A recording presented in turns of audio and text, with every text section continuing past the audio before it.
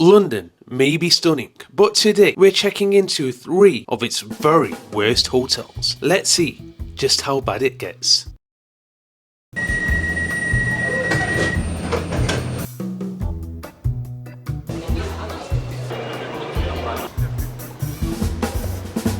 But there was just one problem. I couldn't find my hotel. Hi. Do you know where Hotel Sophia is? What is that address? Hotel Sophia. I know I have Sophia, but what is that address? And here we were, our grand home for the next few hours at least. It already looks like a dump. And what followed was the strangest thing ever. The front door was locked. And no one was at the reception. 1 minute later. But after seeing the state of the carpets, I was thinking I might have been better off stuck outside. On we went, however, and off we were to enjoy our hopefully lovely room.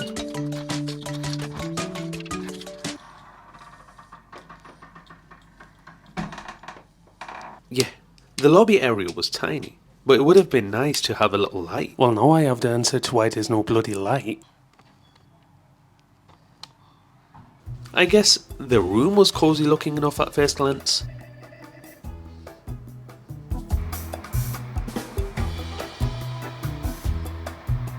And what a wonderful view to be greeted by. The table looks like it's been stolen from the local cafe downstairs. And look at the freaking state of it. The fan looked like it was way past its prime. But I guess it was a bonus that it was still working. Blowing these sweet, sweet germs into my face. And the trend continued throughout the rest of the room. But hey, free coffee. If only I had something nice to consume it in. And I could handle the table being wonky, the fan being dirty, and the lights not working. But come on, man, at least give the spoons a good clean. Yum. Why the frick did I do that? Why the frick did I put the spoon into my mouth? And it was now time to redirect the sole working light to light up the sleeping area. It's freaking boiling hot. You can't even freaking move it properly either. Well, we were probably better off leaving this place in the dark. And I'm sweating my ass off in this room. It's freaking boiling hot. The state of the door was not much better. But hang on, what's this ray of light? Are we entering heaven? Oh, no. It's just a dilapidated bathroom, unfortunately. Maybe this sign should have read, "Be prepared." But now it was time to brush my teeth and head off to sleep.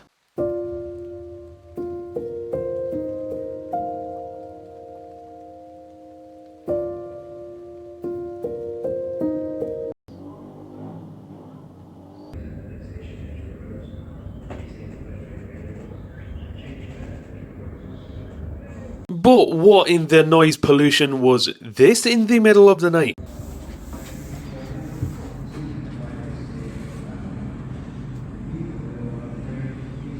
Well, it turns out this hotel was located right next to a bloody tube station.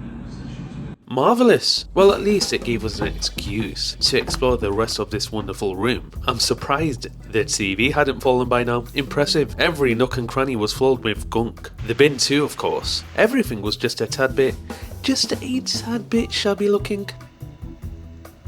And the bathroom looked like it was ready to fall apart any second now. And after attempting to go to sleep again, I found myself on the staircase again.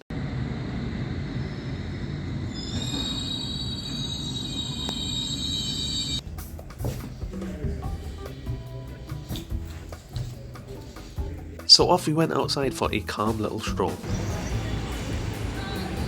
It really was more peaceful out here.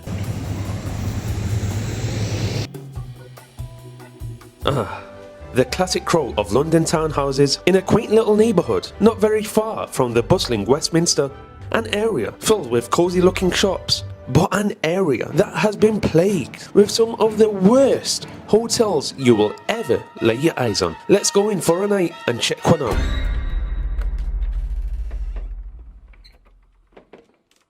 A broken doorknob to start, but before we go in, let's check out some reviews. Just don't stay here, just don't. Blood on the mattress, lying staff, filthy and dirty, and this hotel is one of the worst I have ever seen. And without giving too many spoilers, this is all I could hear all night.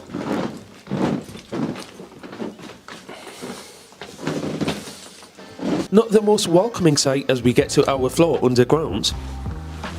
And do these surroundings not remind you of the dentist, complete with the squeaky doors and everything? And no, it wasn't the most modern of hotels, and a traditional key was needed to enter. Pitch black as we closed the door, and I kind of wish it had stayed that way now. Stains over here, stains over there, stains everywhere. Though to be fair, at this point, the room was looking a dream.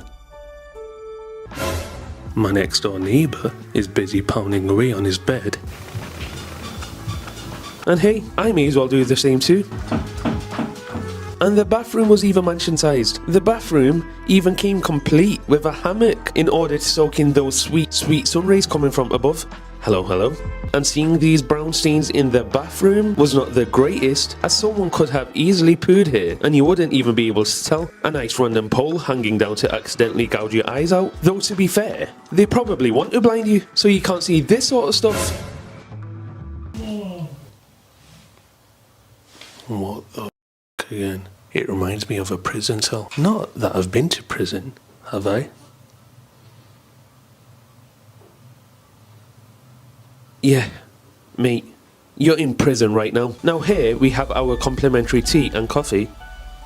And, is a kettle not supposed to be empty when you get to a new hotel room? A nice little bit of abstract art on the wall to compensate for the lack of views. And, ooh, this actually gave me the perfect opportunity to make it feel a little more like home. But despite making the room very homely, the shoes were not coming off and the layers were definitely not coming off as I attempted to save myself from the onslaught of germs, and it was now the perfect time to head out and breathe in the beautifully fresh air of central London. And did you know that the Tower of London used to be a prison? But I'm sure it was still more welcoming than my hotel room.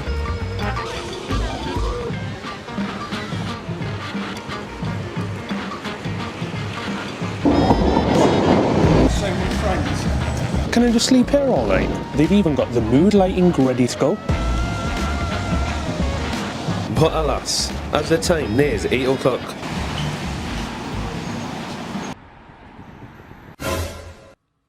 Into the dungeon we go. Nice. Thick layers of dust everywhere you look. A panel removed over here. Nice, of the hotel to make a little living room for the rats. Very nice, very nice. And seeing as this is a room for one, you clearly have no one to hide your bathroom shenanigans from. So these guys have thought of everything. Yeah, you can't shut the door, but that means you can sit on the toilet seat, leave the door open, and carry on listening to the TV. Let's now stupidly with my bare hands remove this pillowcase and inspect the pillow from the inside. Yellow stains, everywhere I look. And before we go to bed, we need a little see. But when you cannot use a kettle, but you have a cup and some milk on hand from a Happy Meal, here's how you make a nice cup of tea. Tea bag, cold milk, pour, give it a little mixy mix. And it was now off to bed we go. But a couple of hours in, Frickin' heck, man. Can you hear that? Oh, bloody night, man. I'll see you in the morning.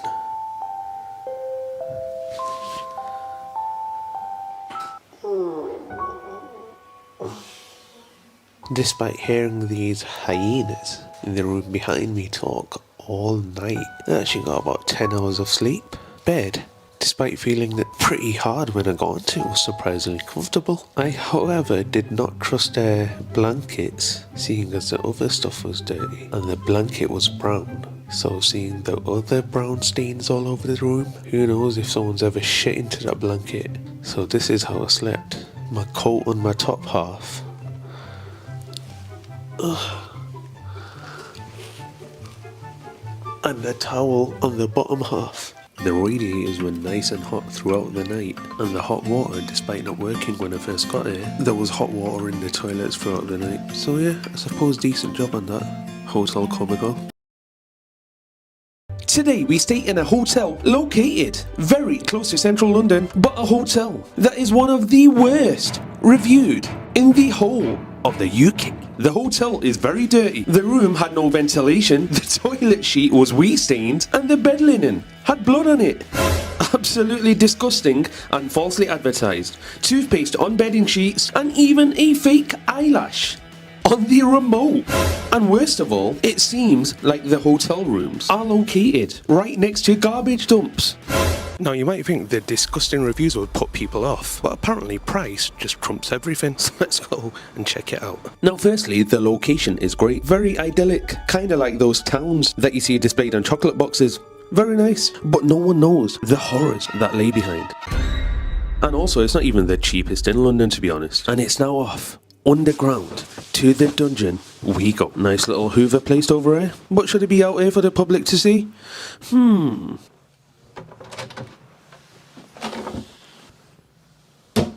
Nice little bit of dust on the door handle. The worst thing about this room is, on first impressions, it actually looks fairly clean. They've got no carpets, so any dubious stains that may have appeared would blend into the laminate flooring.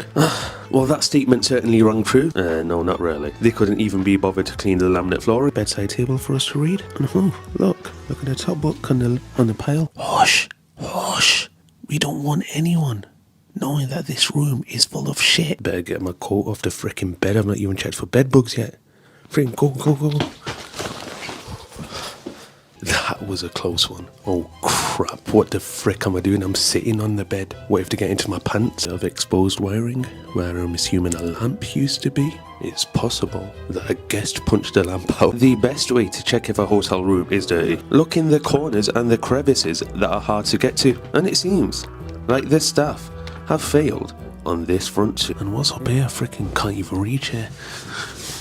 I'm trying to jump on the bed, but I can't frickin' get there. Let's take the camera there. Oh my god. I'm looking at this in the freaking screen view on my camera. That looks like a desert terrain. And I know they've got the window open to let some fresh air in. Should it really be open? Got some freaking vines over here. Looks like a discarded bin over there. Some lager can. What on earth? What is this? Toilet parts and everything. And my windows lead into that. Nice. A little milk lid as well. And after breathing in the toxic fumes from people's discarded lager cans, it was time to wash down that beautiful taste with a nice cup of tea. Well, this is ideal. Very ideal indeed. Looks like I might have to go with an espresso instead. That's smaller than a normal espresso. And now we go in for the tour of the grand bathroom. Nice little bit of grime over here. Oh, and the toilet lid's not even one of the cool ones. Can barely move. Pests. But a bad sign, as it shows that pests are probably wandering in from the garbage dump located right next to my bed. For this channel, I have to inspect the bed in detail. Wish me nice little bits of piss stains over here, not even hidden below the covers. I actually kind of admire their staff now. They know it's a one-star hotel, so if you get some piss stains or blood stains on your pillow, deal with it. I kind of admire their blasé attitude. The walls are paper thin, so I better talk like this, in case they hear me bad-mouthing in the hotel, and find out that I'm putting it on YouTube. Might even get attacked. Who knows? Who knows? And there's no excuse for this not to be clean. It's a cover, that's not the actual pillow. You could easily unzip this, put it in a washing machine and put a new cover on. This looks like it's been the same for frickin' years. Oh my, we're at the final layer. And we have what appears to be a grain of couscous over here.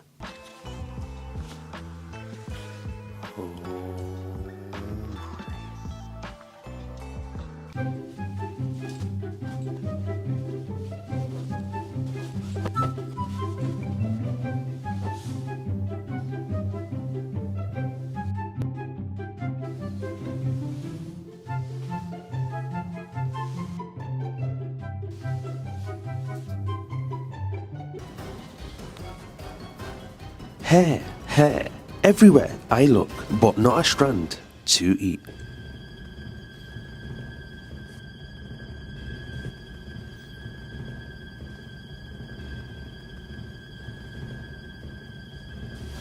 I shouldn't have just let the mattress go like that. A big plume of dust just came all over me, man. And now, with the room looking like a whirlwind had passed through it, it was time to go out for a breather and a bit of fresh air.